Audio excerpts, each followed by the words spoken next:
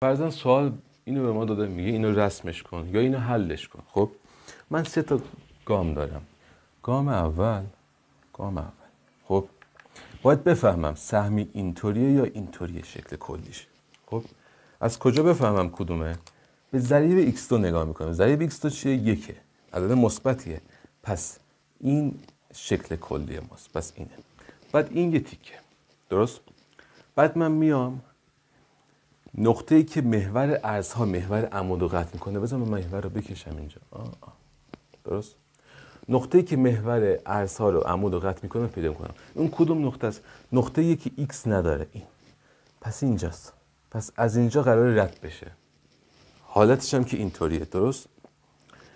خب برای ادامه رسمش باید بیام رأسش رو پیدا کنم. برای محاسبه رأس میام این تیکه تقسیم بر منفی این میکنم. یعنی چی؟ میگم منفی b بر 2a مساوی منفی که خود سوال میمونه، خود فرموله. b چیه؟ خودش میشه منفی 2، درست؟ 2a چیه؟ 2 که سر جاشه. a میگه ضریب x2 که 1 ضرب در 1 میشه چی؟ منفی با منفی میره میشه مثبت، 2 با 2 ساده میشه 1. پس طول نقطه رأس سهمی ما 1.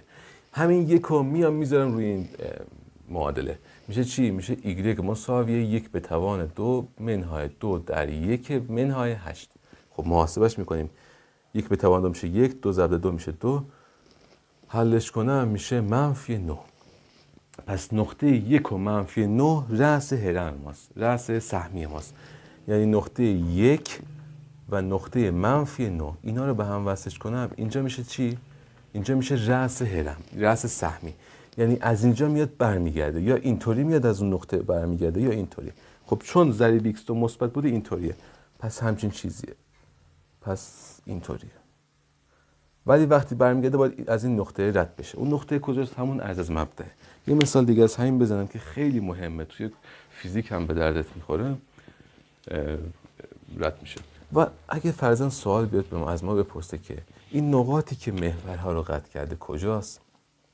خب برای حل اون باید بیایم معادله رو حلش کنم. یعنی بگم x2 منهای 2x منهای 8 مساوی 0. حل اینو من بعد سوال بعدی میگم که چطوریه. فرضاً میاد یه سوال دیگه به ما میگه که y مساوی منفی 2x2 به اضافه 8x به اضافه 3 رو رسمش کن. خب گام اول چیه؟ میام باید تشخیص بدم که شکل اینطوریه یا اینطوری. از کجا تشخیص بدم؟ این ضریب x2 چیه؟ منفیه. وقتی منفی باشه این مال منفی است، این مال مثبته. پس شکل ما اینطوریه، قوسش به پایینه. خب این از این. خب گام دوم چیه؟ میام میگم محل برخورد با محور ارزها رو پیدا کنم. محل برخورد با محور ارزها چیه؟ 3.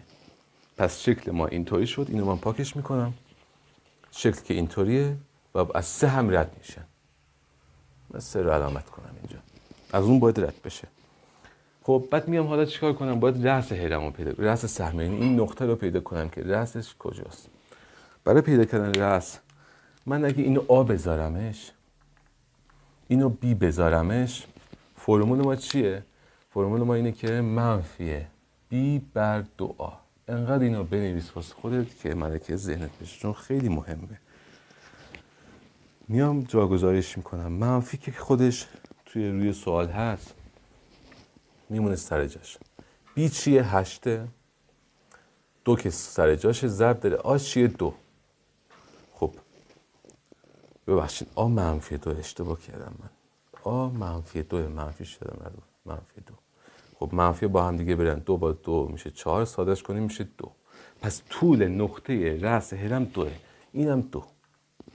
2 رو من میذارم رو x، y به دست میاد، میشه y مساویه منفی 2 در 2 به توان 2 به اضافه 8 در 2 به اضافه 3. خب 2 به توان 2 که میشه 4، 4 ضرب در منفی 2 میشه منفی 8. درسته؟ 2 ضرب در 8 هم که میشه 16. حالا محاسبش کنیم. 16 منهای 8 میشه 8، با این 3 میشه 11. پس طول رأسمون 2 و یه 11 همینجا، من اینو بذارم اینجا 11. در واقع اینجا میشه چی؟ اینجا میشه رأس سهمی ما، یعنی اینجا اوج سهمی ماست، از اینجا باید برگرده، یعنی همچین چیزی. و برگشت ما باید جوری باشه که از این رد بشه، یعنی همچین چیزی. باز دوباره اگه میپرسید محل برخورد با محور ایکس چنده، کدوم هستن، چیزی که الان من بعد این میگم بهتون.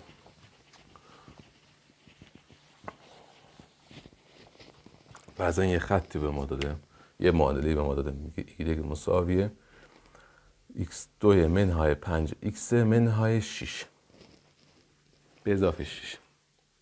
میگه محل برخورد با محور ایکس ها رو پیدا کنید. خب برای محل برخورد با محور ایکس ها باید این معادلش رو برابر 0 بذارم. برابر 0 میذارمش، میشه چی؟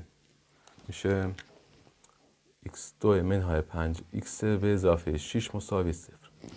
برای حل این معادله دو روش وجود داره، یا روش اتحاده که شاید جواب بده شاید جواب نده، یا روش دلتایی که کلیه. خب اتحاد، حالا این اتفاقی اتحاد شده خودش، این همون x منهای 2 در x منهای 3 دیگه، درسته؟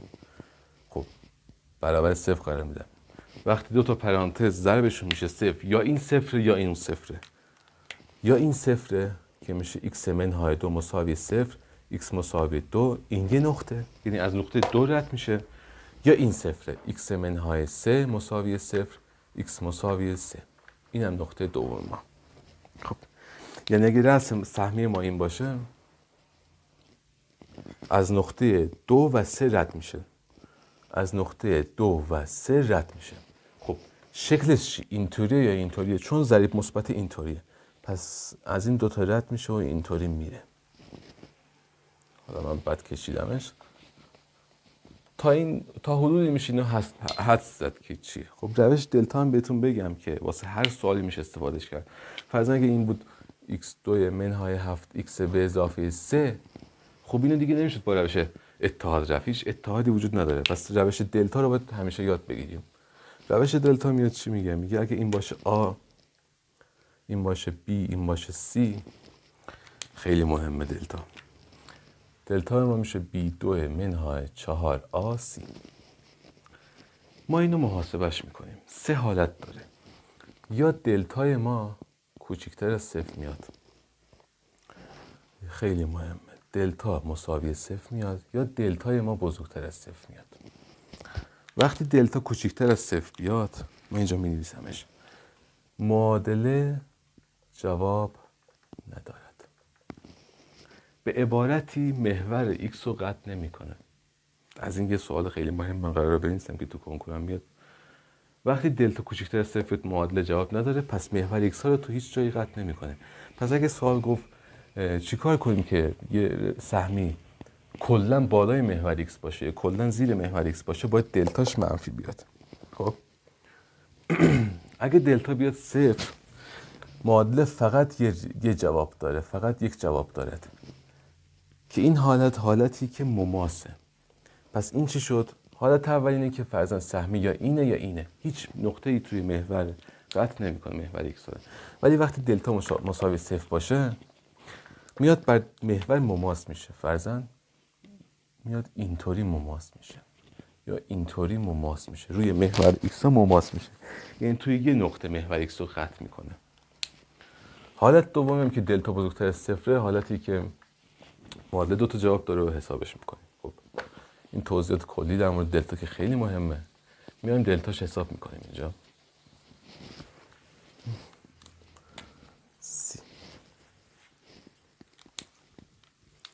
خب دلتا چی میشه؟ دلتا میشه b2 منهای 4ac مساوی b2 چیه؟ منفی 5. منفی رو باید در نظر بگیریم، به توان 2 منهای 4 در a چیه؟ 1 در 6 که cه. خب یه عدد منفی به توان 2 برسه، به توان 4 برسه، به توان هر زوجی برسه، منفیش از بین میره، میشه مثبت. میشه مثبت. 5 به توان 2 میشه 25. 4 ضرب 1 که میشه 4، 4 ضرب 6 میشه 24. منفی 24 که میشه 1. چون دلتا بزرگتر از 0، پس معادله دو تا ریشه داره. توی دو تا نقطه محور ایکس ها رو قطع میکنه. اون دو تا نقطه از کجا میاد؟ از این فرمول به دست میاد. x مساوی منفی ب منفی مثبت رادیکال دلتا بر 2a. سخت شد میدونم، ولی خب اینو باید حفظش کنین، واسه همه مسائل فیزیک و ریاضی این به درد میخوره. اینو من یه بار بازش میکنم، یه بار با مثبت میرم، یه بار با منفی میرم. میگه منفی ب به اضافه رادیکال دلتا بر 2a. یه بارم میگم منفی ب منهای رادیکال دلتا بر 2a. درست؟ این بالا ادامش میدم. حالت اول، حالتی که منفی ب چنده؟ به منفی 5 خودش. منفی میشه مثبت 5 به اضافه رادیکال دلتا. رادیکال دلتا هم چنده؟ 1 بر آ چنده؟ 1. 2 میشه 2 و یه مثبت 5 منهای رادیکال 1 بر 2. خب حسابش میکنیم. 5 به اضافه 1 میشه 6 دوم، اونم میشه 3. 5 1 میشه 4 دوم، اونم میشه 2. پس نقاط 2 و 3 جواب این معادله است. فرضاً سوال خیلی مهمی دیگه که ممکنه بیاد و همیشه هم میاد تو کنکور و امتحان، میاد میگه که فرضاً m منهای 1 x2 به اضافه m x به اضافه 4. میگه حدود m رو پیدا کن، سهمی همواره زیر محور x ها باشه. خب وقتی میگه همواره زیر محور x ها باشه یا همواره بالای محور x ها باشه، باید دلتا کوچکتر از 0 باشه. چون گفته زیر محور، یعنی اگه این محور ما باشه یعنی اینطوری باشه. این واسه حالتی که آ منفیه. اگه میگفت بالای محور باشه آ هم باید مثبت میشد. پس همچین سوالی به ما میده، 2 تا شرط ما باید بذاریم. یکی این که دلتا کوچکتر از 0 باشه. اگه گفت زیر محور x میگیم آ کوچکتر از 0. اگه گفت بالای محور x میگیم آ بزرگتر از 0. آ چیه؟ به ضریب x2 میگیم آ. خب سوال ما گفته زیر محور x، پس من اینو حلش میکنم. میگم که آ کوچکتر از 0، پس m منهای 1 کوچکتر از 0. در نتیجه نامعادل است، مثل معادله برخورد میکنم باش. منفی 1 بره اونور میشه m کوچکتر از منفی 1. این یه شرط. بعد میگم دلتا کوچکتر از 0 که میشه m2. خب من سریع نوشتم، بذار من با فرمول بگم. این آ دیگه، اینم بیه، اینم سیه. خب دلتا چیه؟ دلتا همون b2 منهای 4a c. خب میشه چی؟ میشه m به توان 2 منهای 4 ضرب در 4 ضرب در m منهای 1 که اینو من اینجا پایین بکشم میشه m2 منهای، این میشه 16 رو یه بار به این ضرب میکنم یه بار به این، میشه m2 منهای 16 m منهای 16. میگه این دلتا باید کوچکتر از 0 باشه. حل نامعادله درجه 2 رو توی ادامه این ویدیو، تو ویدیو دوم میگم. اونجا هم اینو حلش میکنم، هم بهتون یاد میگم که کلا نامعادله درجه 2 چطور حل میشه. درجه 1 که همین بود، نامعادله درجه 2 هم تو اون ویدیو بهتون توضیح میدم. و وقتی اینو فرضاً من به دست آوردم، میام اشتراک اینو حساب میکنم. اشتراک یعنی فرضاً این اگه اومد فرضاً بین 4 و 5، 4 و منفی 2، خب اشتراک اینا چیه؟ این گفته از یک کوچکتر باشه. روی محور بکشم بهتره، روی محور افقی. ببین این بالایی گفته از منفی 1 کوچکتر باشه. این یکی چی گفته؟ این یکی گفته از منفی 2 باشه، منفی 2 تا 4. خب مشترکشون تیکه وسط دیگه، از منفی 2 تا منفی 1. اینو مفصل تو ویدیو بعدی بهتون میگم.